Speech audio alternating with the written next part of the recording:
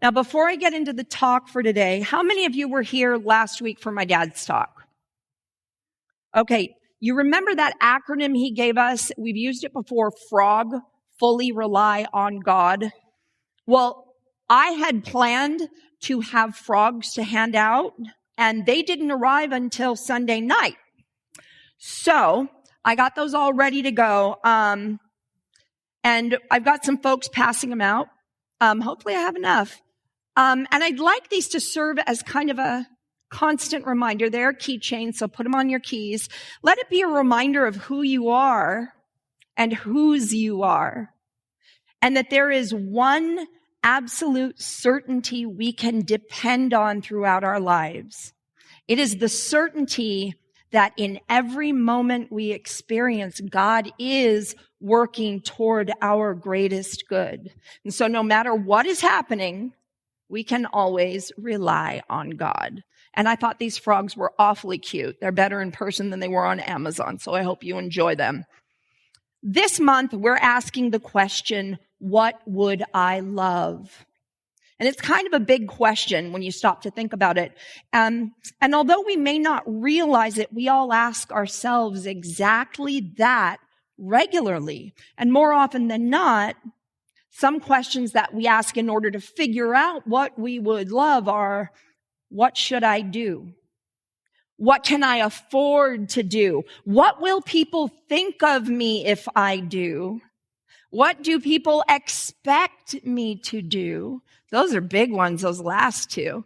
Or we may preface it by saying, if only I could, I wish I could. It would be great if, right? But that's not what we're doing this month. We are focusing on the power of living from, to, and as love. And I love how much we are loved and supported by the universe. You all know that I don't watch TV, but it may surprise you to learn that I also shy away from social media. And that's because I find that once I start looking at whatever's going on with it, my day disappears. You look down and you follow someone's thread, and the next thing you know, you look up and it's lunchtime. Anybody else have that experience? Yeah, and that's why I avoid it. This past Monday, I inadvertently clicked on a Twitter alert on my phone. I was trying to swipe it out of the way because it was blocking my solitaire game, which is far more important. And it thought my swipe was a click. So what opened up was a quote from Rumi.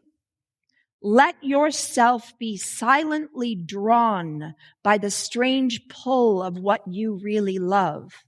It will not lead you astray.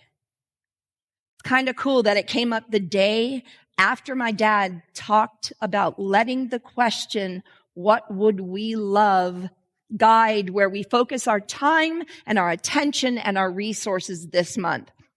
So there we have it. We are definitely on the perfect path this month, and we have confirmation via Twitter to prove it. That's reputable, right?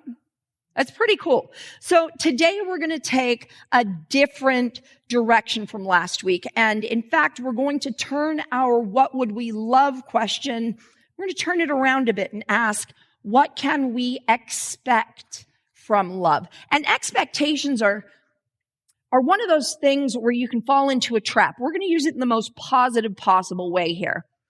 And since the dawn of recorded history, people have been answering exactly that question. From the Gospel according to John, chapter 4, verses 7 and 8. Dear friends, let us love one another, for love comes from God.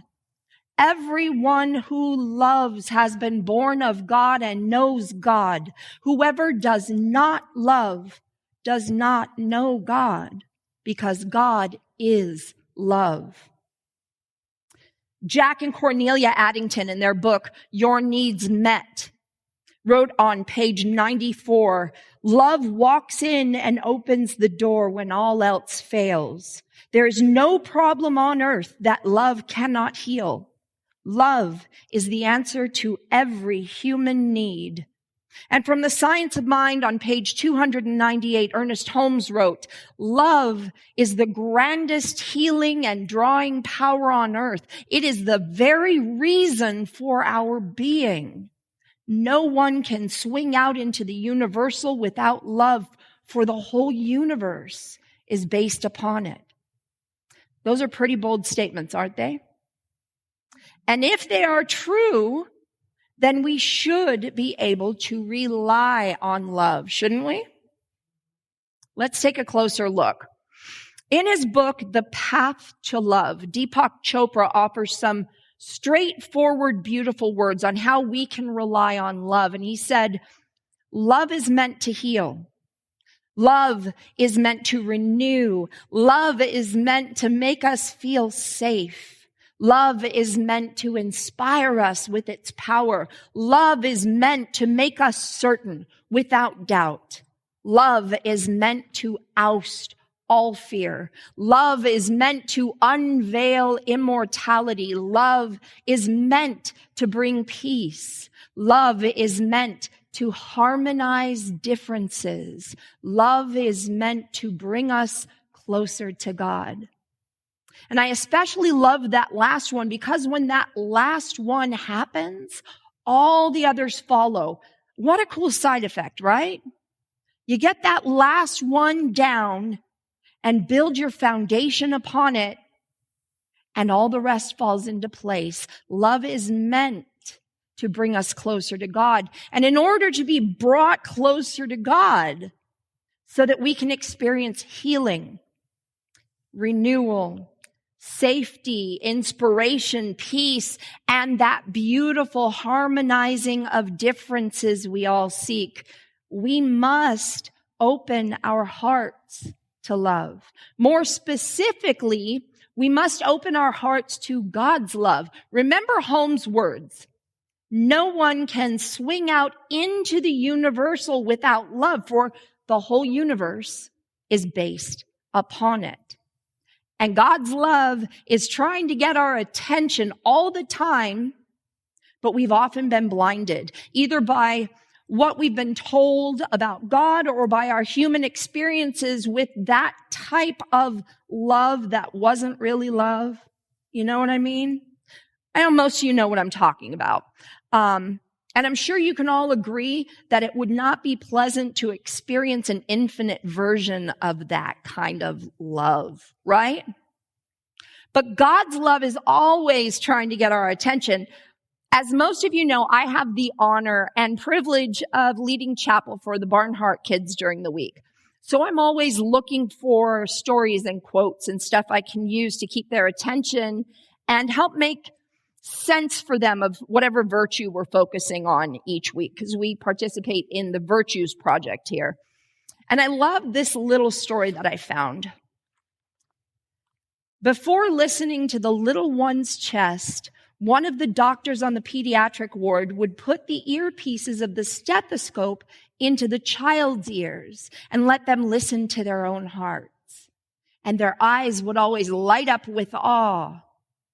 But she never got a response equal to 4-year-old David's. She placed the disc over his heart. Listen, she said. What do you suppose that is? He drew his eyebrows together in a puzzled line and looked up as if lost in the mystery of that strange tap, tap, tapping deep in his chest. And then his face broke out in a wondrous grin as he asked, is that God knocking? The truth is, the love of God is always knocking. It's always available. In the book of Revelation, chapter 3, verse 20, we read, behold, I stand at the door and knock. If any man hear my voice and open the door, I will come into him. And in the Gospel of Luke, chapter 11, verses 9 and 10, so I say to you, ask, and it will be given to you. Seek, and you will find. Knock, and it will be open to you. For everyone who asks receives, and he who seeks finds, and to him who knocks it will be opened. And again, in the Gospel of Matthew, chapter 7, verses 7 and 8, you'll find that Luke and Matthew really echo each other. Says, ask and it will be given to you. Seek and you will find. Knock and it will be open to you. For everyone who asks receives, and he who seeks finds, and to him who knocks it will be opened. Think maybe they were in the same place at the same time? Yeah, me too. So the answer to little David's question is yes. Yes, that is God knocking. God is always knocking. Sometimes the stories that I find in my searches for chapel stuff, they aren't really appropriate for kids, but they're good. So I save them for you all. And here's one I've been sitting on. It's a true story about God's love and God's sense of humor. And it begins, consumed by my loss, I didn't notice the hardness of the pew where I sat. I was at the funeral of my dearest friend, my mother. She'd finally lost her long battle with cancer, and the hurt was so intense I found it hard to breathe at times. Always supportive, Mother clapped loudest at my school plays, held boxes of tissues while listening to my first heartbreak, comforted me at my father's death, encouraged me in college, and prayed for me my entire life. When Mother's illness was diagnosed, my sister had a new baby and my brother had recently married his childhood sweetheart, so it fell on me, the 27-year-old middle female child without entanglements, to take care of her. I counted it as an honor. What now, God? I silently asked as I sat in the church. My life stretched out before me as an empty abyss. My brother sat stoically with his face toward the altar while clutching his wife's hand. My sister sat, slumped against her husband's shoulder, his arms around her as she cradled their child. All so deeply grieving that no one noticed I sat alone. My place had been with our mother, preparing her meals, helping her walk, taking her to the doctor, making sure she took all of her medications, reading the Bible together. And now she was with God. My work was finished and I was done. Sorry, I thought I could get through it without crying. Darn. I heard a door open and then slam shut at the back of the church. And quick footsteps hurried along the carpeted floor. An exasperated young man looked around briefly and then sat next to me. He folded his hands and placed them on his lap. His eyes were brimming with tears and he began to sniffle. Sorry I'm late, he whispered to me, although it wasn't necessary. After several eulogies, he leaned over and commented, why do they keep calling Mary by the name of Margaret? Because that was her name, Margaret. Never Mary. No one called her Mary, I whispered. I wondered why this person couldn't have sat on the other side of the church. He interrupted my grieving with his tears and fidgeting. Who was this stranger anyway? No, that isn't correct, he insisted, as several people began to glance over at us, whispering, her name is Mary, Mary Peters. That isn't who this is, I said to him. Isn't this the Lutheran church? He replied, no, the Lutheran church is across the street. Oh, he said, I believe you're at the wrong funeral, sir. The solemnness of the occasion mixed with the realization of this man's mistake, and it bubbled up inside of me and came out as laughter. And I cupped my hands over my face, hoping it would be interpreted as sobs. The creaking pew gave me away. Sharp looks from other mourners only made the situation more hilarious. I peeked at the bewildered, misguided man seated beside me, and he was laughing too, as he glanced around, deciding it was probably too late for an uneventful exit. I imagined Mother laughing. At the final amen, we darted out the door and into the parking lot. I do believe we'll be the talk of the town, he smiled. He said his name was Rick. And since he had missed his aunt's funeral, he asked me out for a cup of coffee. That afternoon began a lifelong journey for me with this man who attended the wrong funeral, but was in the right place. A year after our meeting, we were married at a country church. This time we both arrived at the same church right on time. In my time of sorrow, God gave me laughter. In place of loneliness, God gave me love. This past June, we celebrated our 22nd wedding anniversary. Whenever anyone asks us how we met, Rick tells them her mother Margaret and my Aunt Mary introduced us. Ours is quite literally a match made in heaven. Isn't that a cool story? And I thought, I know the ending and I know it's happy, so I won't cry. Fail. But remember what I said earlier, love is meant to heal. Maybe for you it's, I want to heal my anger toward someone. Or maybe I want to heal the love I didn't get as a child. Or I want to heal my body. Or even I want to heal my heart from loss. Love is meant to renew. How about, I want to feel renewed enthusiasm for my work. I want to renew my zest for life. Love is meant to make us safe. I want to feel safe with other people. I want to feel safe alone. I want to feel safe to show my emotions. I want to feel safe as I move throughout this human experience. Love is meant to inspire us with its power and make us certain without doubt and fear. I want to have confidence in myself and in my abilities. Love is meant to unveil the truth of our immortal inner self. How about, I want to walk in trust that this leg of my soul's journey is just a small portion of a journey that is eternal. Love is meant to bring us peace. I want to sleep in peace and wake in joy. I want to live from a place of serenity and calm. Love is meant to harmonize differences. How about, I want to heal the relationship with whatever person or subject applies for you. I want to feel peace when there are disagreements or differences of opinion. Love is meant to bring us closer to God. I want to know, to feel, and experience the presence of divine love washing over me. What do you want from love?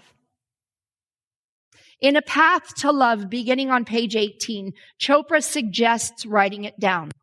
And then he says, even if your list strikes you as unrealistic or wildly overblown, I want you to make a bargain with love, a soul bargain, that any or all of these things will be your experience. And let me add that once you're satisfied that you've detailed everything you want, and don't feel afraid that you're asking too much, but once you've done that, your commitment is made, the bargain is struck. Put your list away for safekeeping. Chopra goes on to say, you have announced to your soul what you want, and it is up to love to respond. Love is intelligent and aware. It knows you better than you know yourself. Therefore, it has the power to fulfill its side of the bargain. Rest easy and be attentive over the next few months. That's the key. Be attentive. Don't dwell on your list or try to make it come true. There's nothing you need to do except this. When you feel love, act on it. Speak your heart. Be truthful. Remain open. This is how you align yourself with love. At the end of a few months, take out your list and read it over. Ask yourself how much has come true. I won't say that you'll be amazed at what love has actually done, although you might be, but you will certainly be surprised. Actually, asking for love is one of the most difficult things for anyone to risk. But by risking it first in your heart, you open a door that will never close again. And again, that was from Path to Love by Deepak Chopra. We may still have a copy in the bookstore, but if not, and you want it, I can order one. So let me know.